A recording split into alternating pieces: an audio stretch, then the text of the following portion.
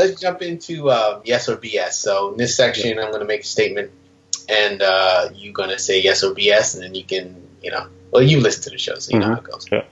Number 1, raising capital is easy. BS. It's simple, but it's not easy.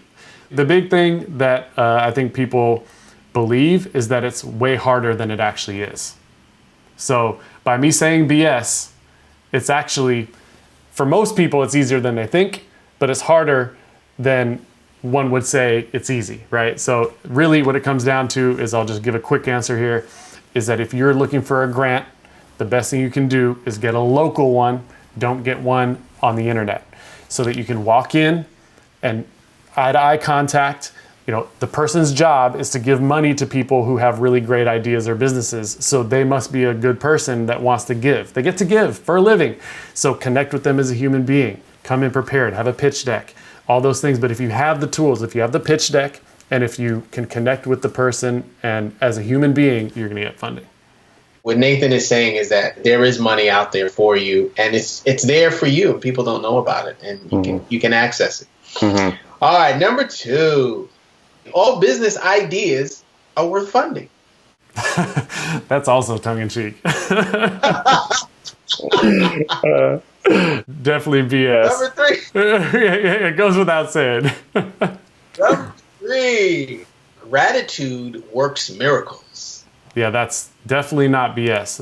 100% true. And I believe that gratitude plus intuition, following your intuition, equals miracles. If you really follow your intuition, especially when your intuition is telling you that you shouldn't do it, or saying, why would you do this? This is so ridiculous. That's when you do it. Walk around some random corner, you end up meeting someone. You have that gratitude, and then you add it to intuition. You just kind of follow that blindly, and that's when magic happens. Yeah, no, it's true. All right, number 4. Negative thoughts are helpful. Yes, 100% yes. I mean, I think negative thoughts are what allowed me to have the breakthrough in that warehouse, because I had a bunch of negative thoughts running through my head. How did you biff it? How did you were 17, 18 years old interning with Simon Cowell and Wu-Tang and Paul Oakenfold, and now you're homeless 2-3 years later. Like, well, what's wrong with you? Anyone else would have taken that opportunity and ran with it. And here you are, in the worst position you could possibly be. And as I was saying those negative things, I complained to myself and said, if I only had someone that cut me a check. And then my brain woke up and realized, whoa, what if I could get someone to cut me a check? So that's one very tangible example of how negative thoughts led to a positive thought.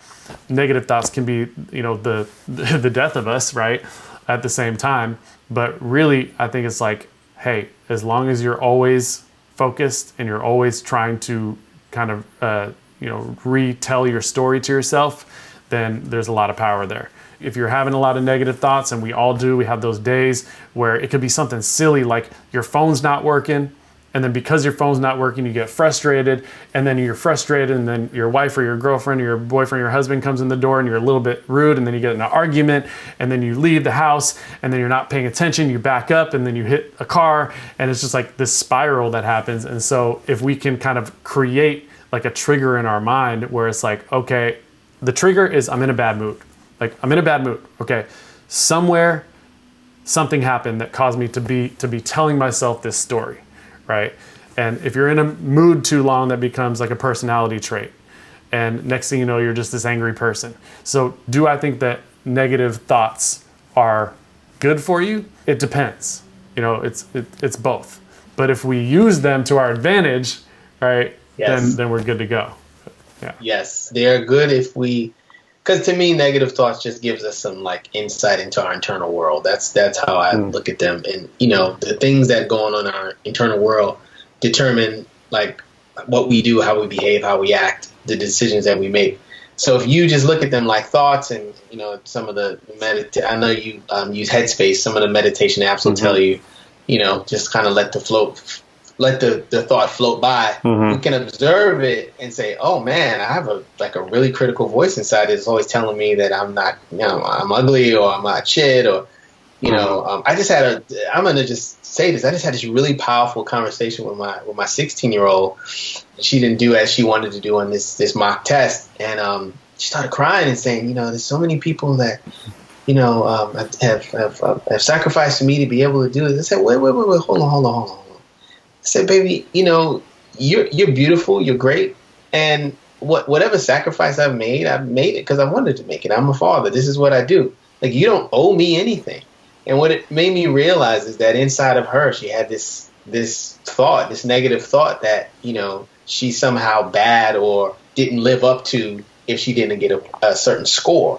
And I just really wanted to eliminate that whole idea and just let her know that I love her. And if she gets 100 or 0, it doesn't matter. Life goes on. It's just a mock test. So I just think, you know, to your point, they're good if you can use them for what they are, and they're not good if you let them cause you to act and function and take their suggestions, because it's really suggestions. Take their suggestions to heart. Right. I want to call something out, too, that you may or may not have realized. She said people have made sacrifices, and she felt she was letting them down. That right there is heart-centered. Right? That is like bravo on raising her, because a lot of kids would say, I wanted that score for me. Like, I wanted that score. I didn't get the score. My self-image tells me that I'm smart enough to get that score. But she was like, there were other people. She had the wherewithal to think there are other people who are making sacrifices, who are, you know, supporting her. That is a very, like, woke thing to be thinking about, especially at that age. So seriously, bravo. That's beautiful. Thanks, man. Yeah. All right, Nathan, thank you so much. I'm going to sign off as I always do. The truth will set you free if you let it.